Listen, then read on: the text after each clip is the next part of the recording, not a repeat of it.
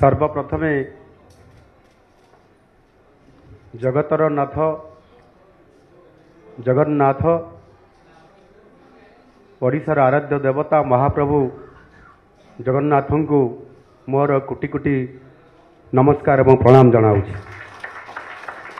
आज महाप्रभु जगन्नाथंकर आशीर्वाद रे आज भारतीय जनता पार्टी ओडिशा प्रदेश रे एकक संख्या गरिष्ठता हासिल करी आज सरकार प्रतिष्ठा करिबारे महाप्रभुंकर आशीर्वाद रही एवं ताहा सहित जो 4.5 कोटी ओडिशार लोक माने जो माने कि एथर परिवर्तन करिवार जो संकेत देइथिले एवं ताहा कार्य परिणत करी भारतीय जनता पार्टी को पूर्ण समर्थन करी बहुमत रे विजयी करी आज भारतीय जनता पार्टी को सरकार आनी से 4.5 कोटी ओडिया को मोर कोटि कोटि प्रणाम जनाऊँ। धन्यवाद दूची एवं आज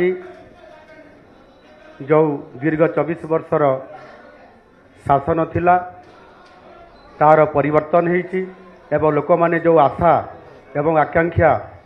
एवं ओडिशार विकास पाई जेबड़ी भाव में भारतीय जनता पार्टी प्रति आस्था प्रकट करिसंती निश्चित भाव में भारतीय जनता पार्टी आगामी दिन में ताकू संपूर्ण भाव में पूरण करने सहित